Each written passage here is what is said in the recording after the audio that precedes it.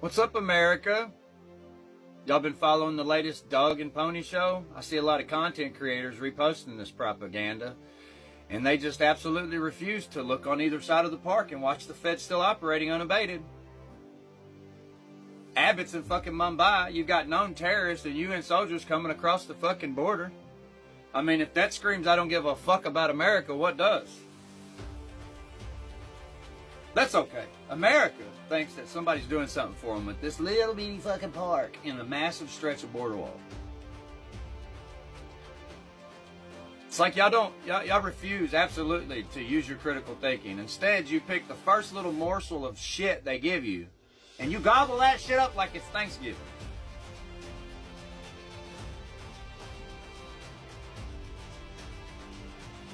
Completely ignoring either side of this park. Like they managed to draw all y'all's attention into this little bitty fucking space on this expansive border wall. And then I've convinced you that this is for your good.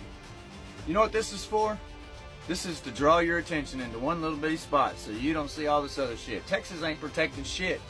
Abbott ain't protecting shit. What they're actually doing is guaranteeing that those soldiers and those terrorists get across that border by pulling your attention here and keeping your ass in that fucking seat so you won't do a fucking thing about it. Because that's what they're banking on. They're banking that Americans just sit and watch the shit show until the shit show goes to shit. And then we're left with shit all in our hands.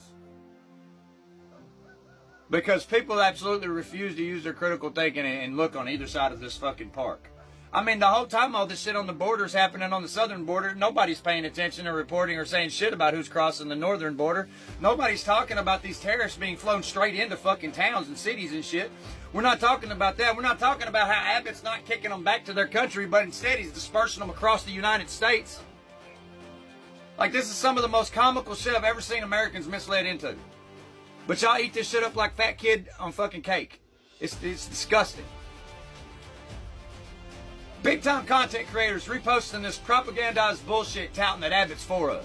How much are y'all getting paid? How much are y'all getting paid to lie to the American people? Lie to all your followers on this app. Touting Abbott's doing for something for somebody. Touting Abbott's fucking actually protecting the border. Abbott's protecting a park while the rest of the border's wide open for the feds to do as they please. All your attention's on one little park while all this other bullshit's happening. And y'all still touting Abbott's on your fucking side. That is comical at best. Comical at fucking best. You know, this week, and you touched on this a little, the Supreme Court sided with the Biden administration. Federal agents can remove this razor wire placed on the Texas border. Will you still continue to put it there, even though the Supreme Court has made that decision? Well, actually, what the Supreme Court did, they did not issue a decision with a single word explaining anything. All they did was to return the case to the Fifth Circuit Court of Appeals. What Texas is doing, as has been seen by the video after video after video, is we are adding more razor wire as we speak right now to make sure that we are doing even more to secure the border. We are adding more razor wire as we speak right now to make sure that we are doing even more to secure the border.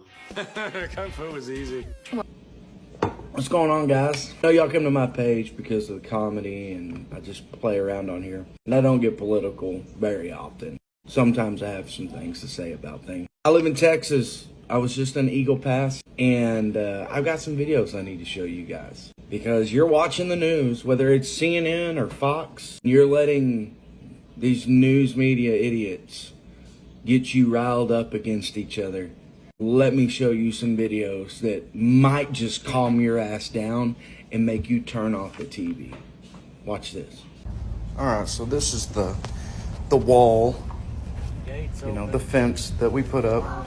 And they put up a secondary fence because they opened the gates. There's some armed guards with some pretty serious weaponry. You know, pretty intimidating, right? Here's your razor wire. in between the two bridges that are in the entrances into Mexico and also the entrance to Eagle Pass. There's some Hummers, some more guys, right? We're protecting, we're keeping them out. This is 0.5 miles from that area. 0.5 miles from where they set up their cameras. 0.5 miles from where they have all the people there. And it's right down the road. I left this long to show you just how short of a drive it is for us to get to a point where all that we just saw does not matter, and they're just getting you riled up against each other because it's election time. And right about here is where you're going to see it.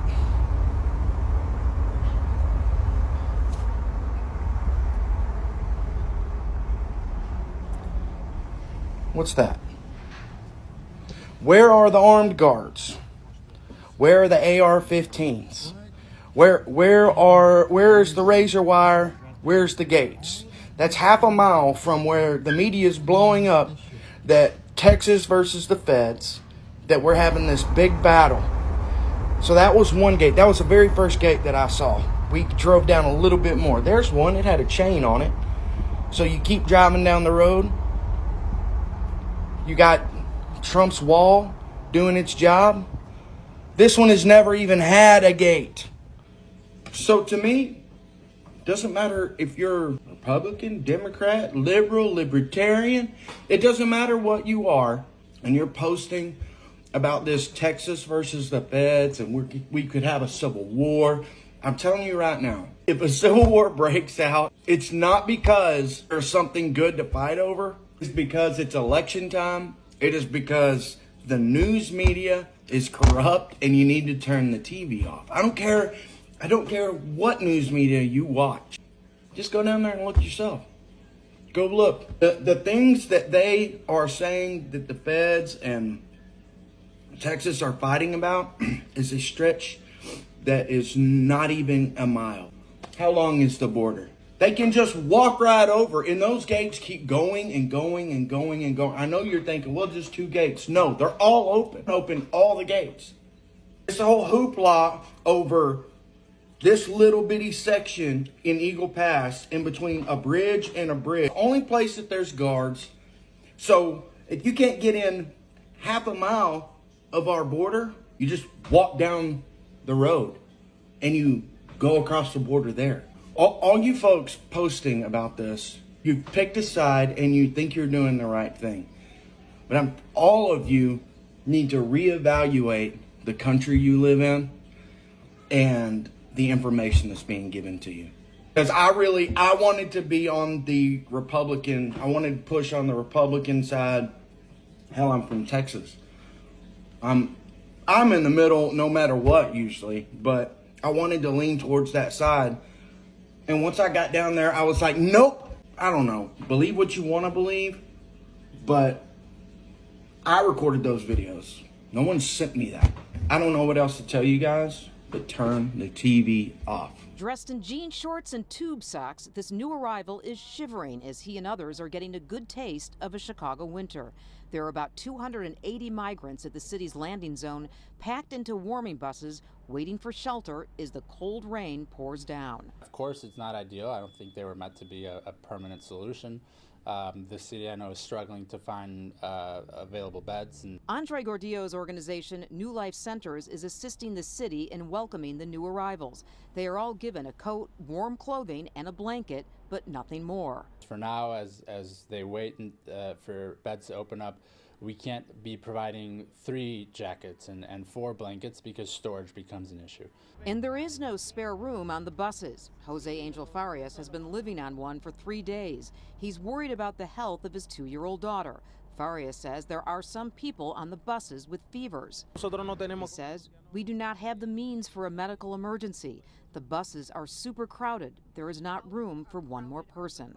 Farias says sleeping at night on the bus is almost impossible. Families, specifically single women and children, are the first to be placed in a shelter. Single men are the last. Some have been living at the landing zone for several days.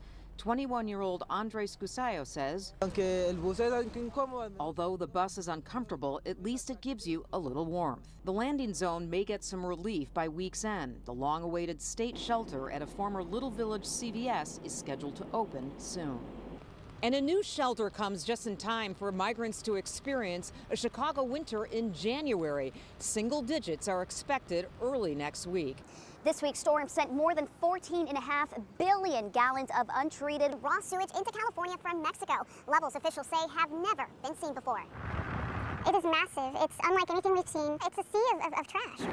Acres of plastic bottles, containers, tires, and sewage are currently sitting in the Tijuana River Valley. All of it will eventually end up in our ocean, leaving those who live nearby feeling the impact. I'm more frustrated than ever since we found out that it goes into the air, so it's not just the water. We know that the public health aspect of this crisis is what's the most concerning out of everything that we're being hit with. The storm dumped so much water, it was powerful enough to move this dumpster. More than 14 billion gallons of sewage flow straight into San Diego County, according to the International Boundary and Water Commission. I've never seen it flooded the way the Tijuana River Valley is flooded right now, or the amount of trash or sewage that has come across the border. The sewage has plagued South Bay communities like Imperial Beach, which has seen never-ending beach closures. Mayor Paloma Aguirre says the crisis is at a critical level. This is a public health ticking time bomb, and it affects us tremendously economically. It also affects our environment. Aguirre says she's disappointed with the lack of help from the state of California and the federal government.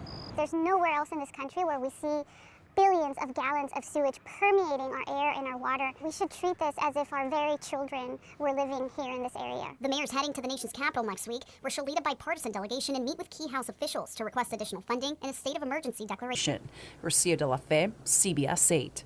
What if his appearance occurs on a Sunday morning? My prophetic word to you this morning is get ready! Get ready!